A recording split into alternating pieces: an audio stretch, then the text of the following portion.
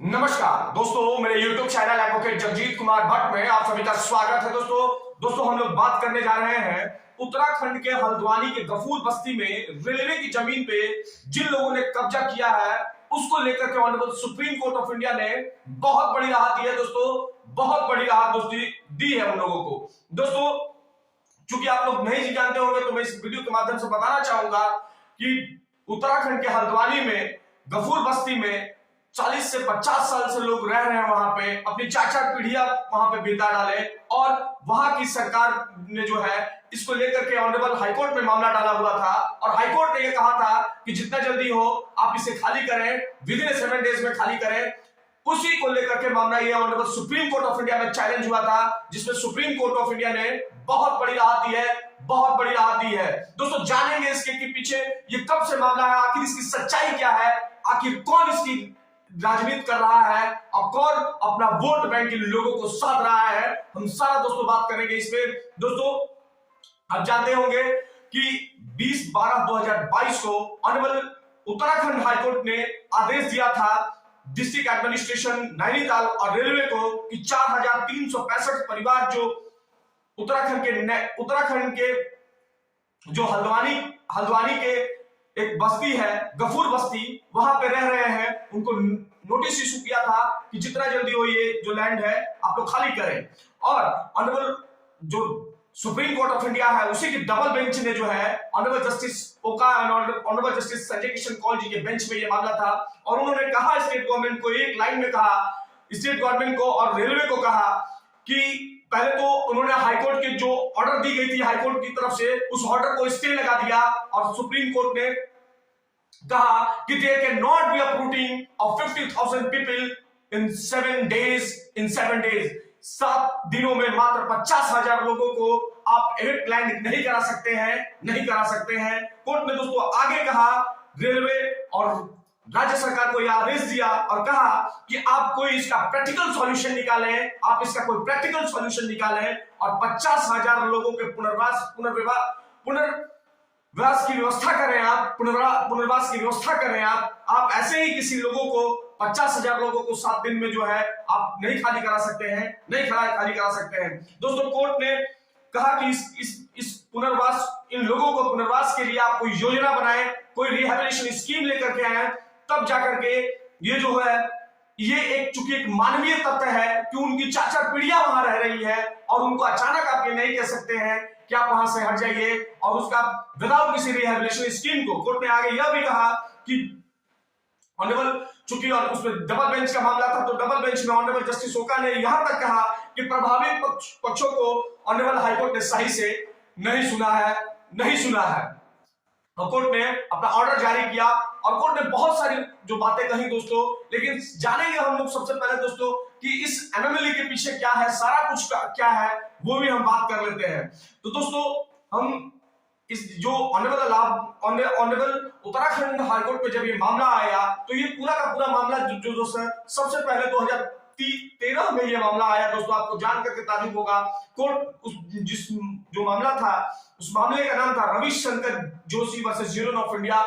PIL number 30/2022 जो अभी का था, लेकिन ये मामला 2013 का है। दोस्तों आपको जान करके ताज्जुब होगा कि किस तरीके से इस पे जो वहां की पॉलिटिकल पार्टीज हैं लोगों को वोट बैंक के रूप में यूज की है। दोस्तों ये बात ऑनरेबल उत्तराखंड हाईकोर्ट ने अपने वर्डिक्ट में भी अपने ऑब्जर्वेशन में भी कहा कि लोगों को वहां वोट बैंक के रूप में यूज किया जा रहा है। पॉलिटिकल पार्टी जो भी रूलिंग पार्टी है वो कर रही है। अब सवाल ये होता है कि 2013 और 16 और 17 में वहां कौन बैठा था, उस सरकार से ये सवाल है कि किस तरीके से उन्हें वोट बैंक के रूप में यूज किया गया है। दोस्तों मैं पूरी बात आपको बता रहा हूं, जो केस का मैंने नाम बताया उस केस में हुआ क्या दोस्तों कि 4365 फैमिली के लोगों को 29 एकड़ जमीन में ये फैला हुआ था, जहां पे ये सारे लोग रह रहे हैं। हल्द्वानी स्टेशन के नजदीक गफूर बस्ती है, वहीं पे ये पूरा मामला है दोस्तों। उनका वहां पे जो लोग रह रहे हैं उनका दावा था कि 17 मई 1907 को जो म्युनिसिपल डिपार्टमेंट की तरफ से ऑफिस मेमोरेंडम के आधार पर हम सबों को ये भूमि जो है दी गई थी। इसके साथ साथ कब्जाधारियों का यह भी तर्क है कि यह भूमि नजूल भूमि है और हम सभी संबंधित पट्टों के आधार पर नजूल भूमि के धारक है। अब इन सभी बातों को ऑनरेबल जो उत्तराखंड हाईकोर्ट है इसे दरकिनार करते हुए, हालांकि एक पिटीशन 2013 में फाइल हुई दोस्तों, लेकिन अल्टीमेटली जो पिटीशन है 9 नवंबर 2016 को हाईकोर्ट ने ऑर्डर ये इशू किया कि आप जो है इस लैंड को खाली कर दें, आप सभी खाली कर दें। इसके बाद जो है अतिक्रमण हटाने का आदेश ऑनरेबल उत्तराखंड हाईकोर्ट ने दिया, लेकिन वो अतिक्रमण नहीं हटा दोस्तों, और कहा कि ये विवादित क्षेत्र जो है रेलवे की संपत्ति है, नजूल भूमि नहीं है, एवं और आपने जो ऑफिस ऑफ मेमोरेंडम की कोई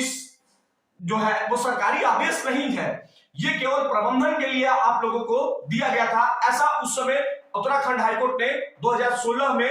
ये बातें कही और कहा था खाली कराने को, लेकिन वो खाली नहीं हो पाया था, जैसा कि मैंने दोस्तों पूर्व में बताया। लेकिन इतना तक उत्तराखंड हाईकोर्ट ने कहा कि जो भी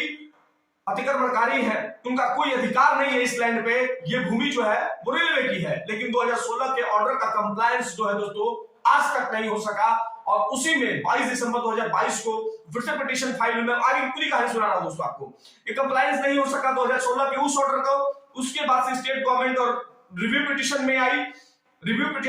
तो हाईकोर्ट के डिवीजन बेंच ने उसे भी डिसमिस कर दिया 2016 में। अब सरकार ये सवाल ये होता है दोस्तों कि आखिर कौन सरकार में बैठा था, 2016 में सरकार में कौन बैठा था, 2017 में सरकार को किस तरीके से लोगों को वोट बैंक के रूप में यूज किया गया है वो देखिए आप, और डिसमिस कर दिया। उस डबल बेंच जो मामला रिव्यू पिटीशन में गया उसे भी हाईकोर्ट ने डिसमिस कर दिया, और तत्काल 2022 में रिट पिटीशन फाइल की गई, जिसका मैंने आपको नाम बताया Ravishankar Joshi versus union of India PIL number 32/2022। इसी फिर से इसको पिटीशन फाइल की गई, और फिर से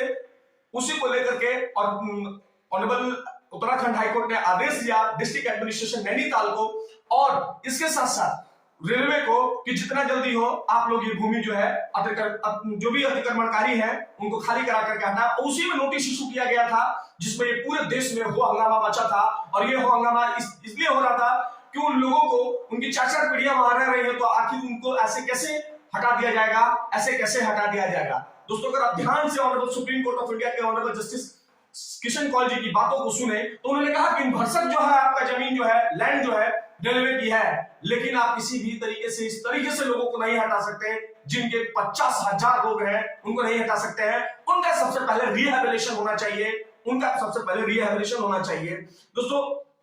सबसे बड़ी बात है कि कोर्ट के ऑब्जर्वेशन देने के बाद भी कोर्ट ने यहां तक कहा था कि जिस तरीके से owing to the certain most recognized political shield which can be or provided by the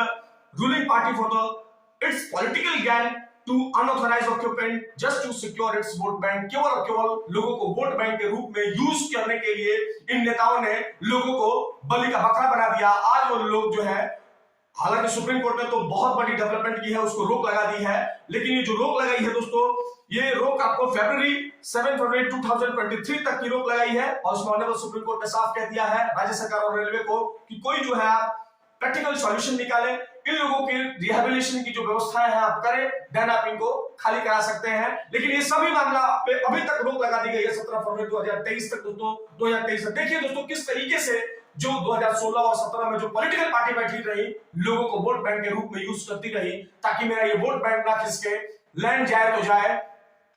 state को घाटा हो तो हो, चूंकि उसमें बहुत सारी बातें हैं दोस्तों। लेकिन सबसे बड़ी बात दोस्तों किस तरीके से लोगों को यूज किया गया है हथियार वोट बैंक के रूप में, जो सही नहीं है दोस्तों। बाकी देखते रहे हमारा यूट्यूब चैनल दोस्तों, शेयर करें, सब्सक्राइब करें, लाइक करें मेरे यूट्यूब चैनल को दोस्तों। धन्यवाद दोस्तों, धन्यवाद।